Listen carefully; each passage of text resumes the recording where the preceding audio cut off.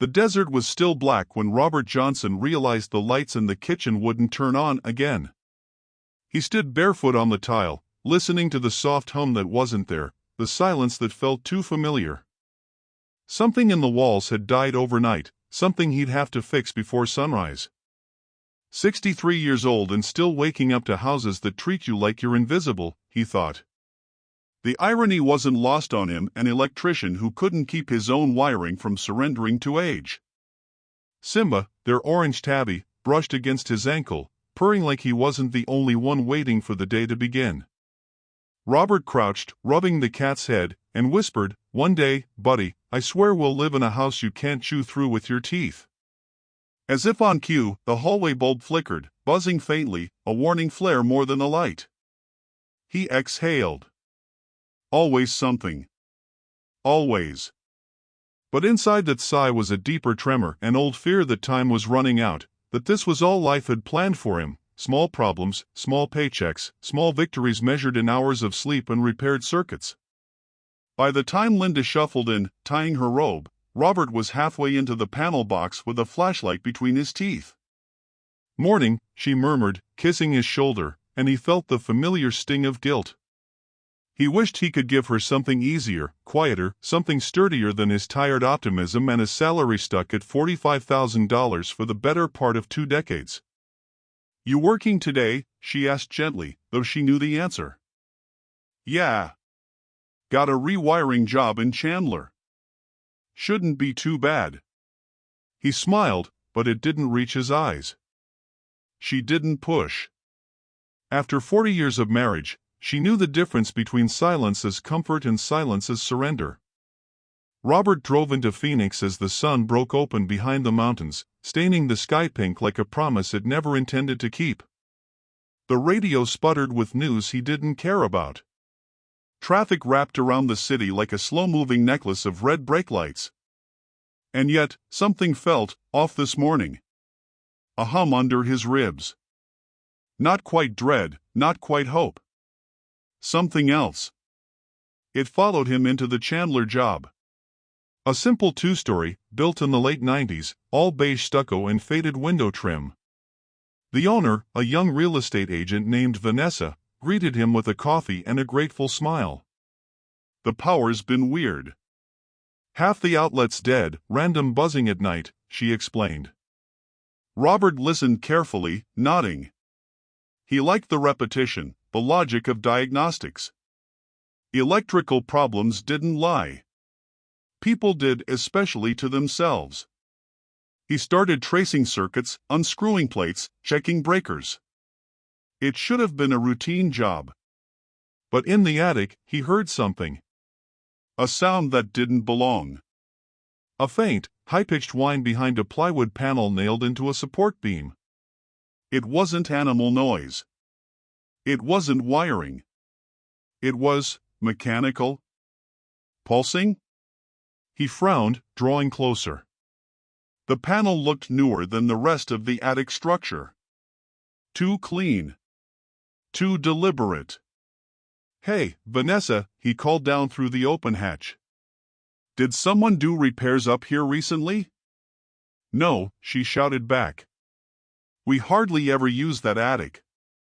Robert ran his fingers along the plywood. Something warm vibrated behind it.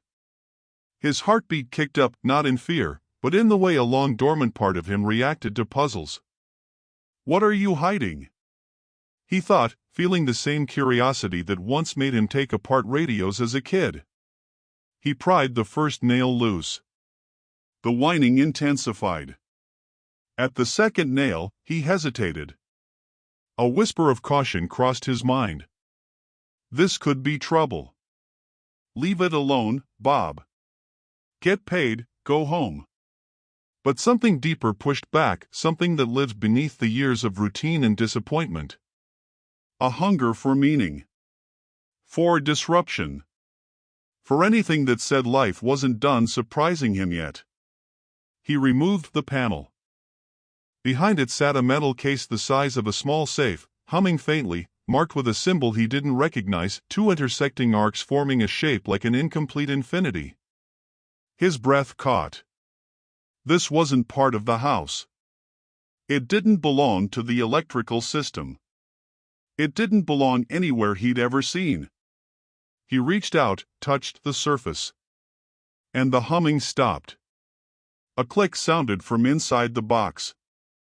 Then a soft mechanical voice whispered. Identity confirmed. Awaiting directive. Robert jerked back so fast he hit his head on a beam. What the? Below him, Vanessa called, everything okay? He opened his mouth to answer, but the box clicked again, louder this time, like it was waking up. Something in Robert's life shifted, quiet as a breath, irreversible as sunrise. He had no idea yet that this moment, in a dusty attic in Chandler, would be the fracture point, the miracle disguised as a mystery that would pull him from $45,000 a year to $1.5 million. He only knew one thing. Nothing about his life would ever be ruddy. For a long moment, Robert just stared at the humming metal box, as if expecting it to retract its words like a bad joke. Machines didn't talk to him. Breakers tripped, wires fried, outlets sparked, but nothing spoke. He swallowed hard. Directive, he whispered, testing the word like it might bite. The box didn't respond. Instead, a soft blue line glowed along its edges, like it was breathing.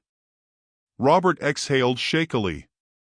His knees protested as he crouched beside it again, brain shifting into the same careful, methodical mode he used during complicated jobs. Except this wasn't complicated electrical work. This was, what? Illegal tech? A military prototype? Something someone hid here deliberately? Why in an attic? Why behind a nailed panel? Why did it recognize him? Questions snapped through him like live wires, but one thought rose above the rest. You have to hide this. He wiped his palms on his jeans, lifted the box surprisingly light, and carried it to the hatch. Vanessa, he called again, trying to keep his voice steady. I found something odd up here. Mind if I bring it down? What kind of something? He hesitated. A device. Might be old equipment someone left behind. Sure, bring it down. He climbed carefully, lifting the box with both arms. Vanessa met him at the bottom, eyebrows raised. What is that? She asked. I'm not entirely sure. He carefully placed it on the floor. Doesn't belong to your wiring? Could be from a previous owner. She knelt, tapping the metal. Looks high-tech. Should I call someone? His pulse jumped. No. She blinked at him. I mean, no need yet, he corrected quickly. Let me check it first. Could be nothing. Vanessa nodded, trusting him without hesitation. That trust made his chest tighten. He finished the job quickly after that, too quickly. His mind kept circling back to the box like a moth to a flame. When Vanessa paid him, she slipped in an extra $50. For dealing with the weird attic surprise, she said with a grin. Robert forced a smile back. Appreciate it. He walked to his truck with the case tucked under his jacket, praying no one saw. It hummed softly, faint vibrations tickling his ribs. On the drive home, his thoughts spiraled. Identity confirmed. Awaiting directive. Confirmed, how? Did it scan him? Did it know him? Ridiculous, he told himself. You're tired. Stressed. Overthinking. But one detail refused to leave him alone. When he touched the panel in the kitchen that morning, the way the hallway bulb flickered strangely. A coincidence, maybe. Or the first breadcrumb. He parked in the driveway, staring at his house, small, sun-faded, but home. Simba watched him from the window, tail flicking. Robert took a long breath and carried the box inside. Linda was folding laundry in the living room. You're home early. Everything okay? He hesitated. He never brought work home. And this wasn't work. Yeah. Just had something odd happen. Linda tilted her head. Odd how? Robert weighed his words, then placed the metal box gently on the coffee table. Linda's eyebrows shot up. Robert, please tell me that's not a bomb. It's not a bomb, he assured quickly. Well, it looks like something you shouldn't have. Believe me, I'm aware. Simba jumped onto the table and nudged the box with his head, then recoiled, fur puffing slightly. A low hiss escaped him. Simba, who hissed at spiders but not much else. Linda stepped closer, crossing her arms. Where exactly did you get this? In an attic. Hidden. Behind a panel someone nailed in deliberately. And you brought it home. He winced. I know how it sounds. But it talked. Linda blinked. It talked. Yeah. Said identity confirmed.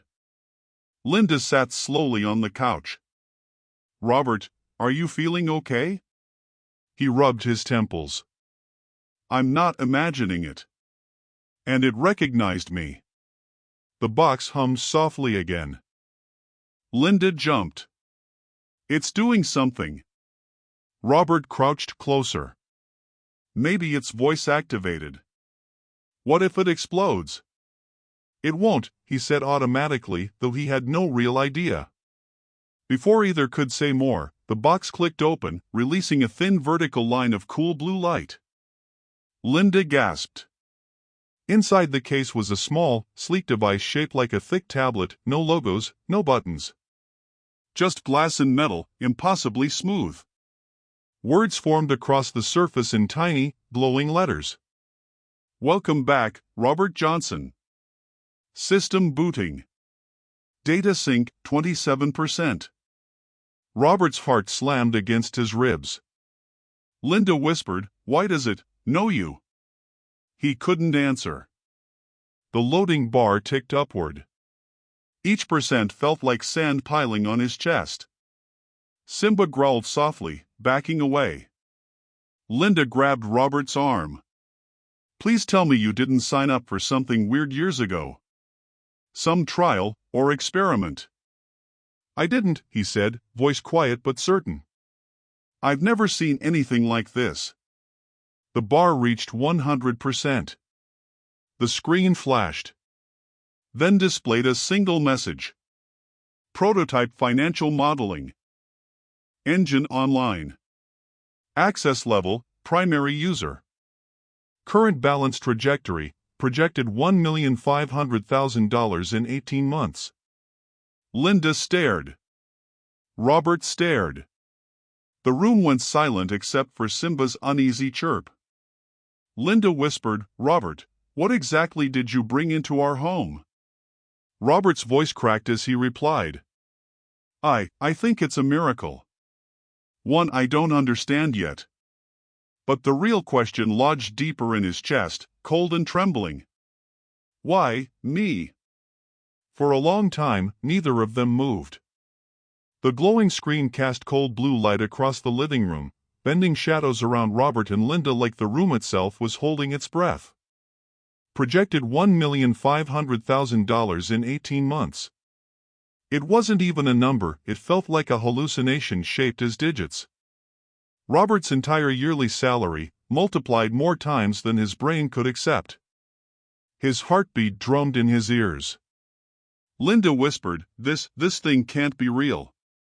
Financial modeling engine? What does that even mean? Robert steadied his hands. I don't know. But it said I'm the primary user. And it has my name. His voice sounded far away, like he was listening to a stranger. The device blinked, displaying another message. Would you like an initial briefing? Yes/no. Linda gasped. Don't touch anything. We don't know what it does. Robert hesitated, but something in him, some quiet, buried hunger long ignored, stirred.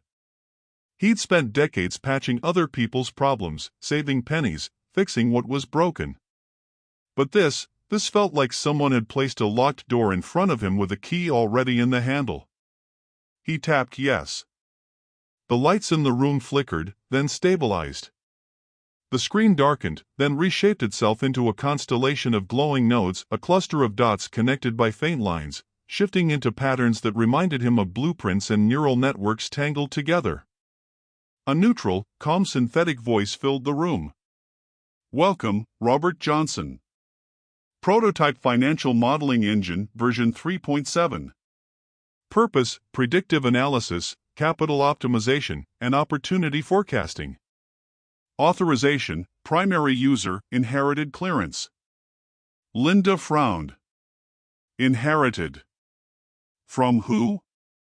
Robert swallowed. I don't know. The voice continued, unfazed. Initial directive pending. Recommendation, begin with opportunity mapping. The constellation shifted and expanded, visualizing streams of data Robert didn't recognize yet somehow understood instinctively. As if the patterns were speaking to a part of him that had always been starved for clarity. Then a new message appeared. Estimated starting capital required, $1,000. Estimated yield risk, low. Projection confidence, 89%. Linda blinked. It wants investment? Robert sat back. Looks like. Linda's worry sharpened. We can't just trust some machine from an attic. What if it's wrong? What if it's some scam experiment? Robert shook his head. Scams ask for money. This thing is giving us numbers. It's not asking for anything. Linda paced the living room, folding her arms. We need to call someone. The police. A tech company. Whoever lost this. Robert felt the idea stab him in the chest. If we do that, we'll never see it again. Linda stopped. Robert, this could be dangerous. He met her eyes, tired, loving eyes that had stuck with him through years of small sacrifices. Honey, when was the last time anything extraordinary happened in our lives? Linda softened.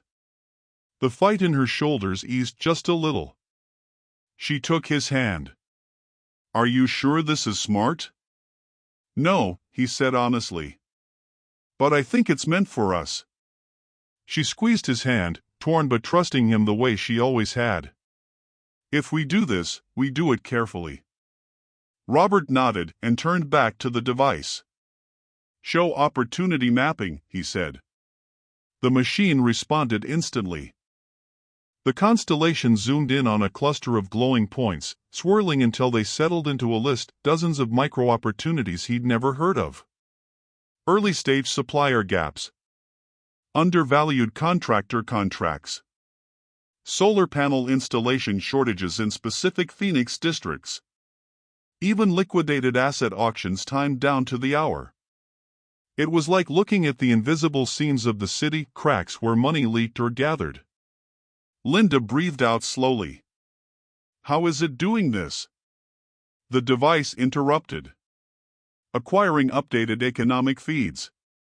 Sync complete. Recommendation, contractor reallocation plus wholesale parts acquisition. Initial profit target, $18,700. Timeline, 23 days. Robert blinked. That's impossible. The device pulsed gently. Not impossible. Precise. Linda leaned close to him. It says 23 days. Robert felt something he hadn't felt in years. Hope, sharp, dangerous, exhilarating. Linda whispered, "What do we do now?"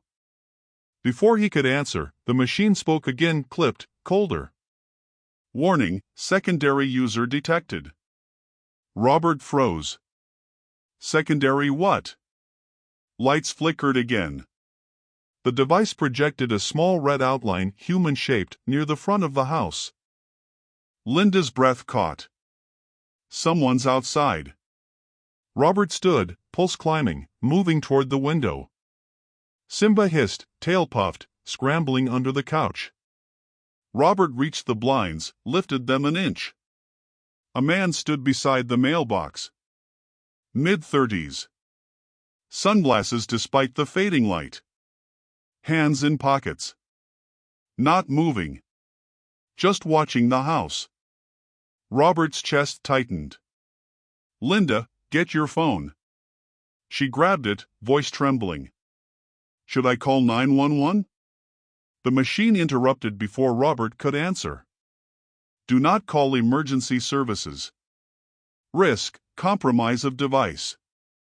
Recommendation, remain inside. Secondary user identified, unknown. Level of threat, moderate. Possible objective, retrieval." Linda's face went white. Robert whispered the only thing he could. "So whoever that is, they're here for this." He didn't know it yet, but this was the moment when luck stopped being random and became a force that demanded a price. The man by the mailbox didn't move. Didn't shift his weight. Didn't pretend to check his phone or look for an address. He simply watched the house with the stillness of someone trained not to fidget. Robert's skin prickled. "Back away from the window," Linda whispered. Robert lowered the blinds slowly, pulse thudding. "He's not a neighbor. Never seen him before." The device chimed softly. Proximity scan complete. Individual is armed. Objective probability, 82% recovery of prototype. Linda clapped a hand over her mouth. "Robert." Robert swallowed. "They know we have it." But how? He'd taken it from a hidden attic panel, not a vault. It hadn't been connected to anything, at least, not visibly. Unless the moment he activated it, someone, somewhere, got an alert. He turned back to the screen. "What do we do?" The machine responded without pause. "Remain indoors. Do not engage. Threat predicted to leave in 12 to 16 minutes. Reason, waiting for signal that will no longer arrive. Status, unlikely to escalate."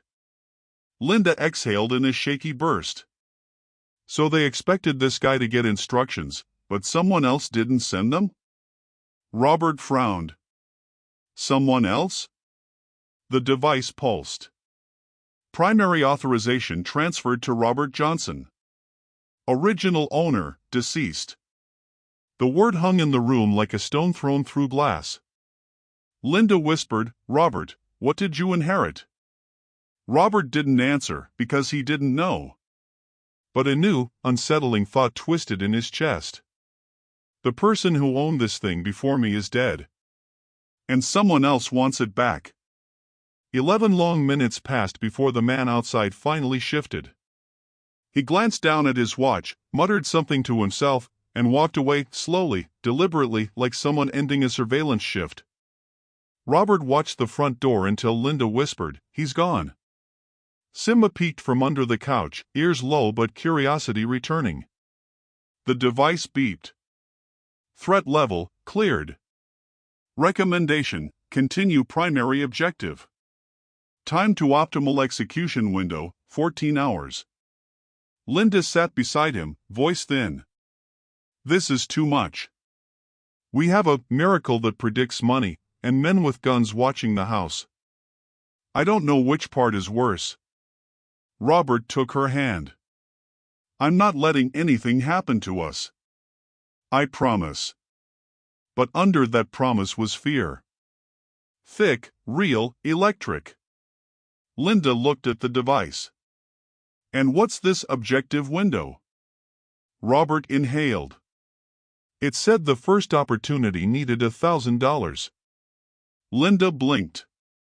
"We have barely that much in savings." "It's the starting capital," he said. "We can manage it." If this thing is real, we could change everything. The kids, us, this house. Linda closed her eyes. I trust you. But we need rules. He nodded. Okay. No breaking laws. No lying to the kids. No doing anything that puts you or us in danger. Robert squeezed her hand. Deal. But in the glow of the screen, he knew safety had already slipped beyond their reach. The machine displayed the first real mission. Action plan: acquire discounted solar stock from liquidation auction. Location: Industrial Park number 91, Phoenix. Start: 8 a.m. Predicted competing bidder count: 12. Target bid range: $960 to $1,010. Estimated profit: $18,700 in 23 days. Robert read it twice. Linda shook her head. Solar stock? You don't know anything about solar parts. Maybe I don't have to. Just follow the plan. Linda hesitated, then nodded slowly. Okay. In the morning. The next 12 hours stretched long. They barely slept, Robert lying awake staring at the ceiling, Linda curled into him, fingers lightly gripping his shirt. Simba settled on Robert's chest as though sensing tectonic changes in the household.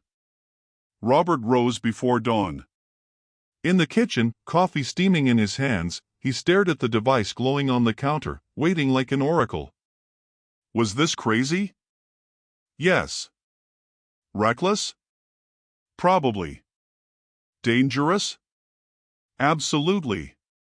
But something inside him, something beaten down by years of quiet survival, was waking up. Linda appeared in the doorway. You ready? Robert nodded. Yeah. They drove together to Phoenix's industrial district. Dusty warehouses. Chain-link fences. The rising sun turning everything copper. At 7:58 a.m., they pulled into the lot outside Auction Hall C. The device, tucked safely in a toolbox, vibrated faintly. Place a starting bid of $970, the screen advised. Do not exceed $1,010. Robert took a deep breath and entered the building. The auction room buzzed with contractors, wholesalers, and opportunists. The item list projected on a screen showed lot number 47, solar installation components, liquidation pallet, starting bid, $500. Robert waited. Hands sweating. Lot 47 appeared. The bidding climbed. $650. $720. $820. Robert raised his paddle. $950. Heads turned briefly. $960, another bidder countered. A man in a green cap. The device vibrated warningly. Robert understood, hold the line. He raised his paddle calmly. 1,000. The room paused. The other bidder hesitated, then shook his head and lowered his paddle. Sold. Lot 47 to bidder 12. Robert exhaled so hard his knees shook. Linda grabbed his arm. You did it. But the moment they stepped outside with the receipt, Robert saw him. The same man from the mailbox. Standing across the parking lot. Watching. Linda whispered, voice trembling, Robert, he followed us. Robert squeezed her hand. Get in the truck. The man didn't approach. Didn't threaten. Just observed. Robert started the engine, heart racing. The man slowly lifted his phone, took one picture of their license plate. Then turned and walked away. Linda whispered, why isn't he trying to take the device? Why follow us? Robert didn't know. But the device did. Back home, as the garage door shut behind them, the screen lit up. Target individual, identified as Victor Salas. Affiliation, unknown. Status, tracker. Objective, observe. Report.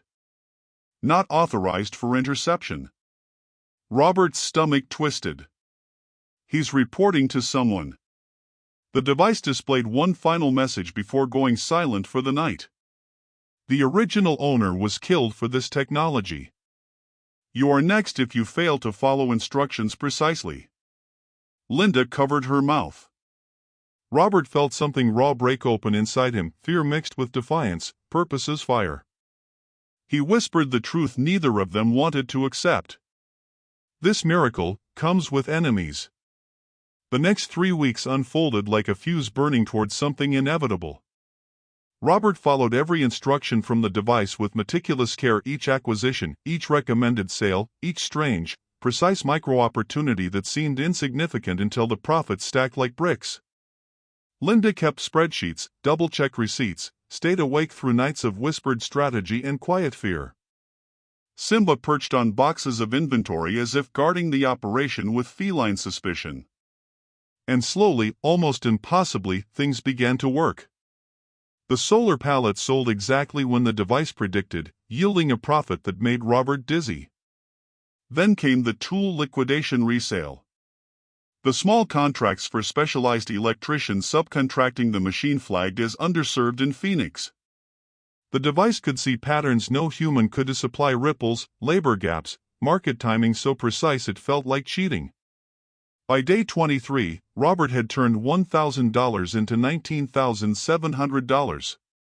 It wasn't $1.5 million yet. But it was proof. More than proof, it was transformation. Robert felt it in his bones, the sharpness returning to his thinking, the confidence he hadn't felt since he was young. Linda saw it too. She kissed him more often, laughed more often, caught him sometimes staring at their bank account like a man who'd stumbled into sunlight after years underground. Yet the shadow of the tracker, Victor, never disappeared. He appeared in different places: a grocery store parking lot, the edge of a job site, across the street from Sarah's apartment. Always distant. Always watching. Robert's fear evolved into something hotter, more dangerous: determination. He wouldn't let a miracle turn into a noose. On the 24th night, as Phoenix cooled from its desert heat, the device beeped louder than usual, an urgent, pulsing sound. Robert hurried to the kitchen table. Linda followed, hand over her chest. "What's happening?" The screen displayed a new message. Major opportunity discovered. High risk, high yield. Reward potential, $1,100,000 to $1,400,000. Requires immediate action. Robert's mouth went dry. This is it, isn't it? The device formed a detailed projection, a contractor consortium in Phoenix on the brink of collapse due to mismanaged funds and a silent partner pulling out. The machine predicted exactly when the news would break, down to the hour. If Robert purchased the right equipment, storage assets, and inventory from their imminent bankruptcy auction, he could corner a critical niche of the solar electrical market. Execution window, 72 hours. Risk, severe. Potential interference, high. Linda murmured, "Interference?" The device pulsed red.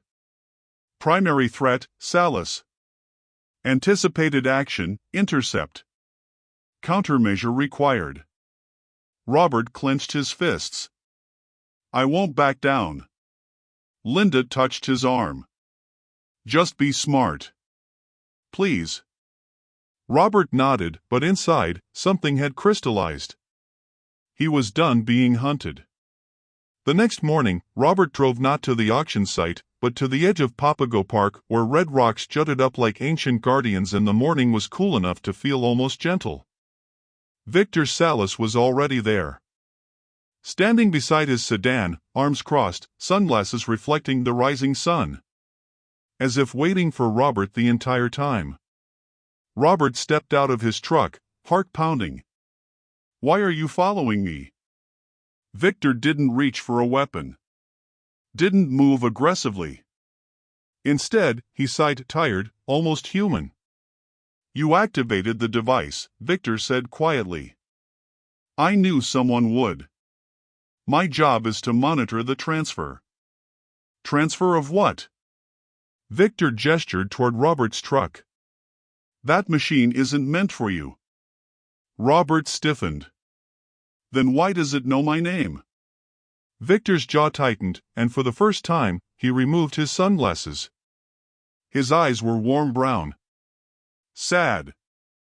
Honest. Because your brother built it. The world stopped. My, what? Victor nodded. Thomas Johnson. Brilliant. Reclusive. A ghost in the tech world. He created the prototype and assigned you as the primary heir years ago. Said you were the only person he trusted not to abuse it. Robert staggered. His knees nearly buckled. Thomas, his younger brother, dead for 15 years in a car accident. They drifted apart long before that. Too many arguments. Too many words they never unwound. Linda covered her mouth. Oh my God. Robert whispered, voice cracking, why didn't he tell me? Victor looked sincerely troubled. Because he knew governments, corporations, would kill for this technology. He didn't want you caught in it. He hid it. But when he died, that protection ended. My organization was tasked with ensuring the device didn't fall into the wrong hands. And you're here to take it? Robert asked hoarsely. Victor hesitated, then shook his head. No. I'm here to make sure you survive using it. Robert blinked. What? Victor stepped closer, lowering his voice. There are others who know what you have, much more dangerous than me. They won't watch. They'll take. I've been trying to scare you off from using it because the more successful you become, the more attention the device draws. Robert's throat tightened. Why help me? Because your brother saved my life once, Victor said simply. I owe him. A long silence stretched between them. Finally, Robert spoke, voice trembling with a decade of grief and understanding. He left me a miracle and a war. Victor nodded. Exactly. With Victor now acting as a silent protector rather than a hunter, Robert approached the 72-hour opportunity with renewed purpose. Victor provided intelligence, who might show up, what threats to watch for, which bidders were secretly fronting for corporate interests. The device provided the blueprint. Linda provided the courage. Robert moved like a man carrying both fate and fear in equal measure. He attended the bankruptcy auction with a confidence that surprised even him. He bid strategically, precisely, trusting both the machine's projections and his own growing intuition. Victor stood guard in the crowd, invisible to everyone but Robert. By the end of the day, Robert acquired the entire inventory, pennies on the dollar. The device projected numbers like a prophecy finally coming true. Total net worth projected, $1,502,300. Timeline, 11 months. Robert stared at the number until tears blurred it. Linda hugged him tight, whispering, "You did it. We did it." Simba, somehow sensing the emotional avalanche, leapt into Robert's lap and headbutted his chin. For the first time in decades, Robert cried without shame. One night, months later, after the transformation was complete, after Robert became a quiet local legend in the solar electrical market, after the tracker disappeared into whatever shadows he came from, Robert stood barefoot in the kitchen at dawn. Just like the morning it all began. The hallway bulb flickered. But this time, he didn't sigh in resignation. He smiled. Because he knew. Some lights flicker right before they burn their brightest. Simba brushed against his ankle. Robert whispered into the quiet morning, not to the device, not to the past, but to the memory of a brother he finally understood. Thank you for believing I could do more. And as the desert sun cracked over Phoenix, Robert Johnson, once a tired electrician making $45,000 a year, stood in the glow of a miracle that had become a destiny.